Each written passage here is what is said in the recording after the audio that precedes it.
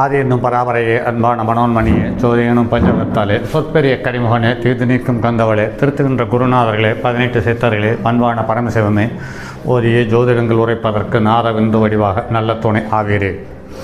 உலகில் உள்ள தமிழ் பேசும் அனைத்து நாள் உள்ளங்களுக்கும் மற்றும் ஜோதிட சான்றோர்களுக்கும் மூத்தோர்களுக்கும் ஆர்வலர்களுக்கும் மற்றும் இந்த காணொலியை காணும் உங்களுக்கும் ஆஸ்ட்ரோராஜின் இனிய நல்வணக்கங்கள்.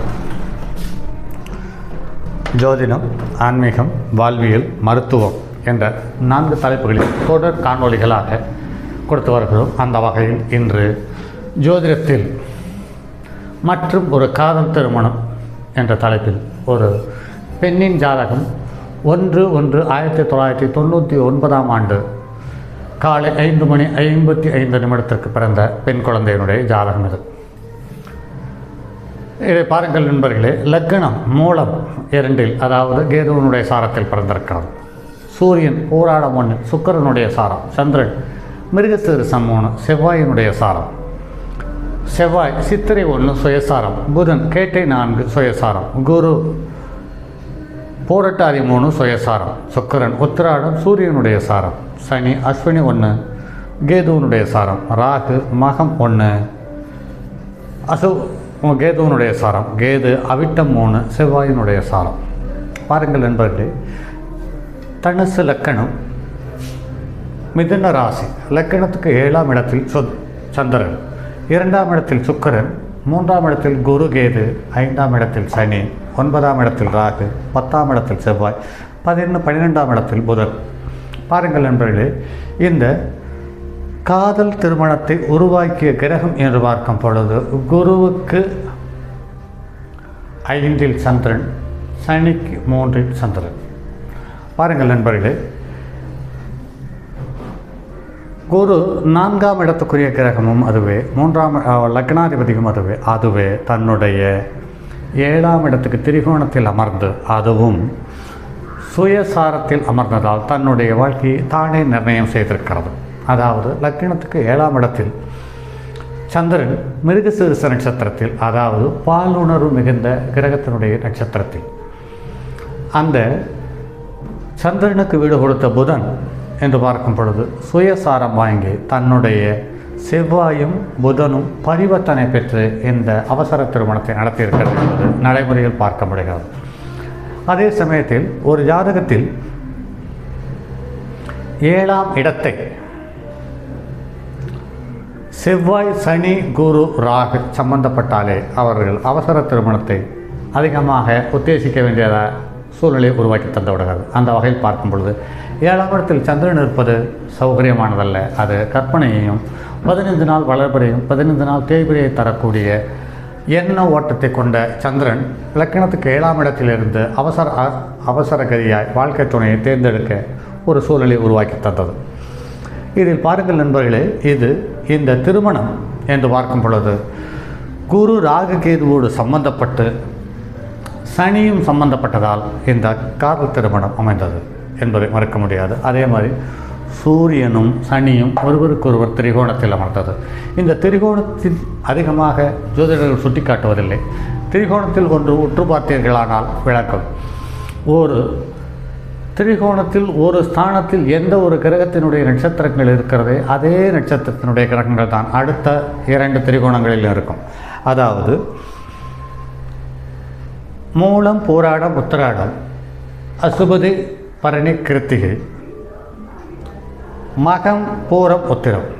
ஆக இந்த நெருப்பு வீட்டில் இருக்கக்கூடிய கிரகங்கள் ஒவ்வொன்றும் அதனுடைய நட்சத்திர சாரங்கள் என்று பார்க்கும் பொழுது ஒரே கிரகத்தினுடைய நட்சத்திரங்கள், அதாவது 3 கிரகத்தினுடைய நட்சத்திரங்கள் மட்டும்தான் இருக்கும் என்பதை கருத்தில் கொள்ள வேண்டும். அந்த வகையில் பார்க்கும்போது சனியினுடைய பார்வையை பெற்ற சந்திரன், ராகுவனுடைய கட்டுப்பாட்டுக்குள் இருந்த சந்திரன் அவர்களுக்கு ஒரு தன் இனமில்லாத வேற்று ஒரு இனத்தவருடன் காதல் திருமணத்தை உருவாக்கியது.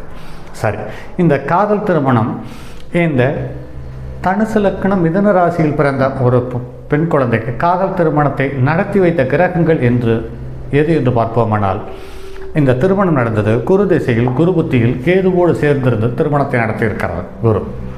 ஆக 2/6/2021 இந்த காதல் திருமணம் நடந்தது. அன்று லக்கணம் என்று பார்க்கும் பொழுது திருவாதிரை 1 அதாவது ராகுனுடைய கட்டுப்பாட்டுக்குள்.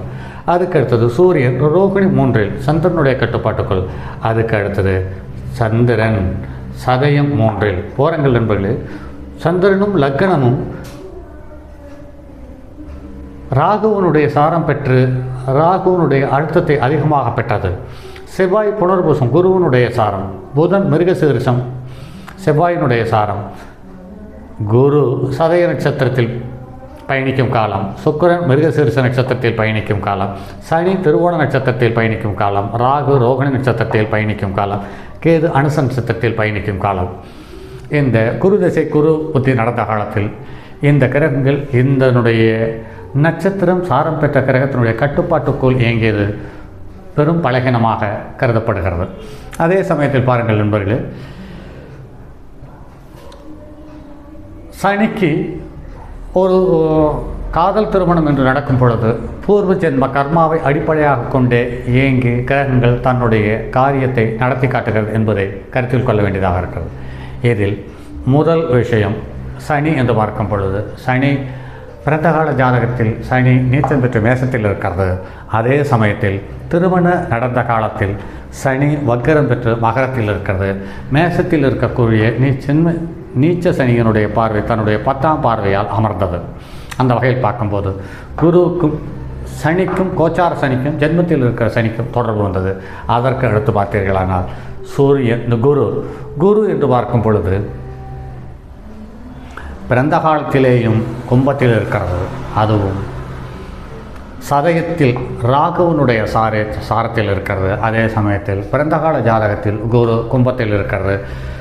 கும்பத்தில் இருந்தாலுமே கூட சுயசாரம் எங்கு ஜென்மகால பிறந்தகால ஜாதகத்தில் குரு தன்னுடைய கட்டுப்பாட்டுக்குள் இருக்கிறது.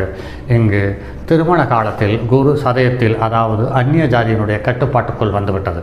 அதே சமயத்தில் இங்கு சுக்கிரனுக்கு 8 சந்திரன், சுக்கிரனுக்கு 6 சந்திரன், சந்திரனுக்கு 8 சுக்கிரன் அமைந்தாலும் கூட இங்கு பார்த்தோமானால் சுக்கிரனும் புதனும் சந்திரனுக்கு திரிகோணத்தில் அமர்ந்து தன்னுடைய கற்பனை எண்ணங்களை புதன் மூலம் அதிகப்படுத்தி அதே சமயத்தில் பாலுணர்வு கிரகமான சுக்கிரனுடைய திரிகோணத்தில் சந்திரன் அமர்ந்து தன்னுடைய கற்பனையை அதிக விஷாலப்படுத்தி தன்னுடைய வாழ்க்கையை தானே நிர்ணயிக்கக்கூடிய ஒரு சூழ்நிலை உருவாக்கியிருக்கிறது. அதே சமயத்தில் இங்கு பாருங்கள் நண்பர்களே, பிறந்தகால ஜாதகத்தில் செவ்வாய் கன்னியில் இருக்கிறது. திருமண காலத்தில் செவ்வாய் நீச்சம் பெற்று கெட்டுப்போய் இருக்கிறது. இங்கு சனியும் செவ்வாயும் தொடர்பு கொண்டது.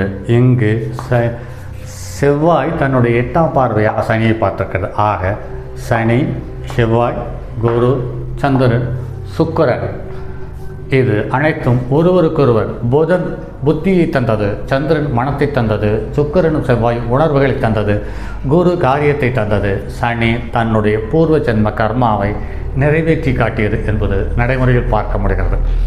ஆக இந்த பெண் ஜாதகம் பூர்வ ஜென்ம கர்மாவால் தன்னுடைய குடும்பத்தை விட்டு விலகி வேறு ஒரு இனத்தோடு சேர்ந்து வாழ்க்கையை துவங்கியிருக்கிறது. தற்போது ஒரு குழந்தையோடு திருப்திகரமாக வாழ்ந்து கொண்டிருக்கிறது என்பதை அறிவுறுத்தி இந்த பதிவை இத்தோடு முடிப்போம். அதே சமயத்தில் காதல் திருமணம் என்று பார்க்கும் பொழுது அதற்கு சம்பந்தப்பட்ட ஜாதகங்களை போட்டு எந்த கிரகங்கள் பிறந்த கால ஜாதகங்கள் இதை செய்ய எத்தனித்தது, எந்த கிரகங்கள் திருமணம் நடந்த காலத்தில் செயலை செய்திருக்கிறது என்பது சார்ந்த தகவலை தெரியப்படுத்தி வருகிறோம்.